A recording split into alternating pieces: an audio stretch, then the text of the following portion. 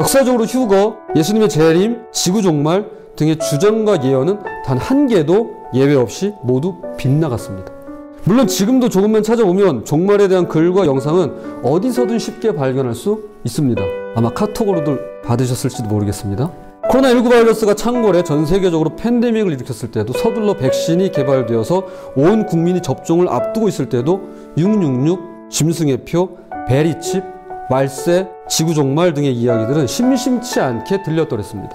당연히 이것들은 모두 개인의 견해와 주장, 그리고 거짓 예언으로 판명나 버렸죠. 그러나 그럼에도 불구하고 예수 그리스도께서는 반드시 다시 오시겠다고 약속하셨고, 이것은 어찌 보면 일종의 으름장을 놓으셨다고도 할 수 있습니다. 사도행전 1장 11절은 이 예수는 하늘로 올라가시는 것을 너희가 본 그대로 다시 오실 것이다 라고 말씀합니다.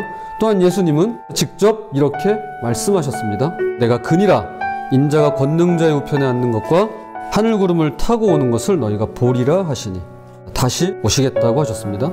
불조심은 아무리 강조해도 지나치지 않습니다. 그러나 그렇다고 해서 불을 전혀 사용하지 못하게 한다거나 불을 사용하는 사람을 덮어놓고 죄악시할 수는 없습니다. 우리에겐 불을 조심히 다루고 적절하게 사용할 수 있는 안전한 교육과 숙달된 기술이 필요한 것입니다. 예수님의 재림과 종말 역시 그러한 것입니다. 건전한 교리와 건강한 믿음이 필요한 것이지, 이것을 무조건 금기시하고 모른 체하고 무시할 수는 없는 노릇입니다. 루터는 인류가 말을 타고 가는 주정뱅이와도 같다라고 말했습니다. 말의 오른쪽으로 떨어진 다음에는 꼭 말의 왼쪽으로도 떨어진다는 것이죠. 정말 맞는 말입니다. 30년 전 예수 그리스도의 재림 날짜를 받아놓고 휴거만을 손꼽아 기다리면서 예배에 사활을 걸었던, 그러나 거짓 예언에 속았던 그런 분들이 계셨다고 한다면, 30년이 지난 오늘날 비록 거짓 예언에 속진 않았을지 몰라도 예수 그리스도의 재림은 전혀 나와는 상관없는 것처럼 그렇게 살아가면서 마치 가을 단풍이 나무에서 하나 둘 떨어져 나가듯이, 혹시 나도 모르는 사이에 이 세상에 물들어 버린 채 아주 조금씩 예수 그리스도에게서 멀어져 가고 떨어져 가는 그런 모습은 없는가 돌아보면 좋겠습니다. 예수님의 재림, 휴거, 대환란, 천년왕국 등등 요한계시록에 등장하는 용어들을 한마디로 정리하면 종말론이라고 합니다.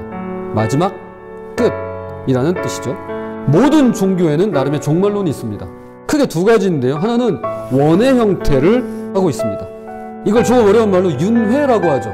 대표적으로 불교가 있을 것입니다. 죽었다가 환생했다가, 죽었다가 환생했다가, 죽었다가 환생했다가, 죽었다가 환생했다가. 자, 원의 형태를 하고 있습니다. 또 하나는 직선 형태를 가진 종말론입니다. 시작이 있으면 끝이 있는 것이죠. 태초에 시작이 있으면 만물의 끝이 온다라는 것입니다. 대표적으로 기독교가 그러합니다. 그런데 우리 기독교는요, 특별히 종말론을 말할 때 마지막 끝이라는 뜻과 더불어 또 하나의 뜻을 가지고 있는데요. 그것이 바로 다 이루었다는 의미의 완성, 즉 마무리라는 뜻을 가지고 있습니다.